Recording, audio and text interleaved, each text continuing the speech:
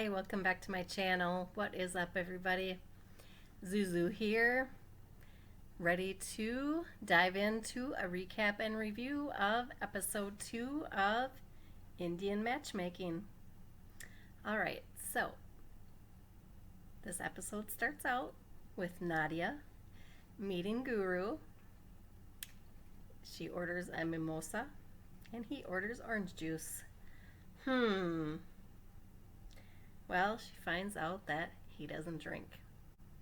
And it just didn't work out for these two. She said that he didn't open up enough. And just no chemistry. So, sorry, Nadia. Better luck on the next match. Then they touched on Pretty Man. Still trying to get his name down. Pretty Man, I believe is how they say it. They show him a little bit. He still is yet to meet one of the matches in this episode. So they're just kind of rehashing what they already said about him, that he's picky and just doesn't seem to know what he wants.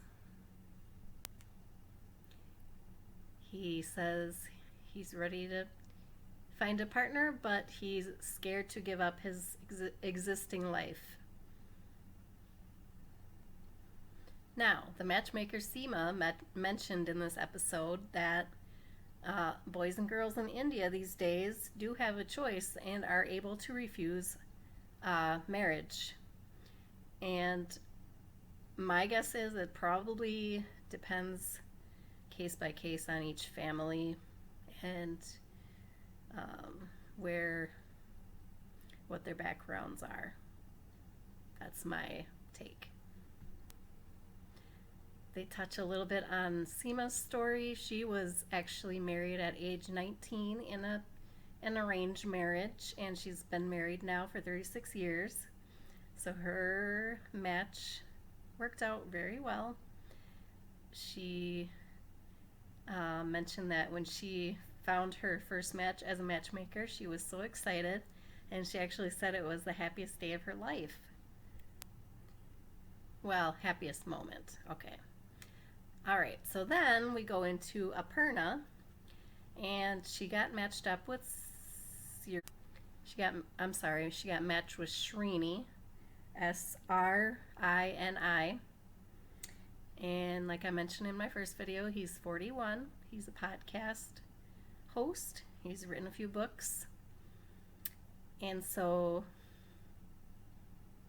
she wants him to meet her family first. So her whole family, her parents and her sister, are all sitting around waiting for him to show up with matchmaker.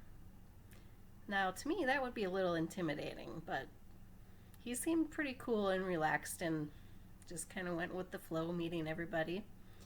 And then after meeting the family, Aparna and Srini leave for their date, and they actually go to an axe throwing place. He mentioned that he didn't like to sit down and have a meal with strangers. So it turns out that Aparna is no good at throwing axes. He did okay. I'm guessing he probably did it before. Well, on her last try, she finally got one to stick into the wood, but he was glad to see she was a good sport about it, even though she couldn't do it so well. And then they sat down to talk after that, and seemed like the conversation was going pretty well until he brought up that he got to start on his career later in life, and he actually just moved out of his parents' house a few years ago because he couldn't afford to live on his own until then, and was kind of like, I don't know what I want to do in the future. And you could just tell on Aparna's face that that was a turn off for her. She's likes to plan things out, very ambitious about her future, wants to know, she wants there to be a plan. So this guy was just too laid back for her. Didn't work out. And then we see Nadia on her second date with Vinay. And I thought this guy was really good looking. To me, he looked like her type. He was tall, and she wanted somebody taller than her since she is 5'9". So they sit down in a restaurant to eat together, and they find out they have some stuff in common. Things seem to be going pretty well. I thought, wow, I think these two are a match. And they were kind of laughing at each other because they found out that they both hate ketchup. And they were like, oh my gosh, I don't know that many people that hate ketchup. And they bonded over hating ketchup. What do you know? So they end their date, exchange numbers, plan to meet again. And then we see Sima goes to a face reader. That's what it's called. At first I thought it was a horoscope person, but it's face reader. So Sima shows the faces of the people that she's trying to help find their spouse. She starts out with Aparna. He looks at Aparna's picture and says she's stubborn and that her husband will basically be subservient to her and will pretty much be devoted to her, and that seemed kind of spot on. Then she showed the face reader a picture of Nadia, and he said that she's destined to have twins. So wow. Be interesting to see if that comes true someday. He said about Vinay and her that seemed like their paths would align. So the matchmaker seemed pretty happy about that, and she was like, I hope that's right, kind of a thing. And then, last but not least, Sima shows him the picture of Pretty Man. And what do you think he might say about him? First of all, he said he is destined to set up his own business, that it looked like he was very ambitious and interested in working from a young age, which seemed to be true.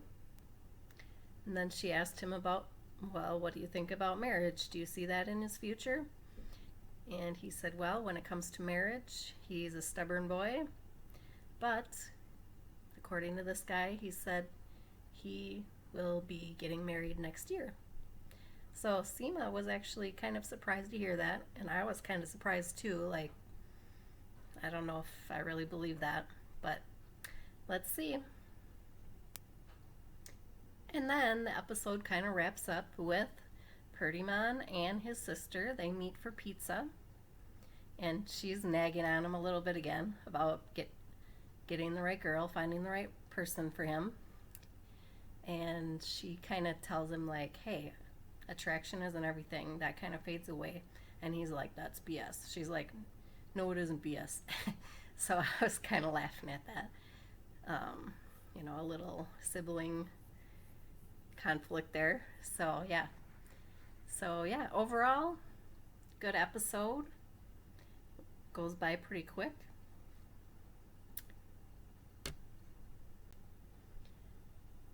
We have yet to see Pretty Man on a date.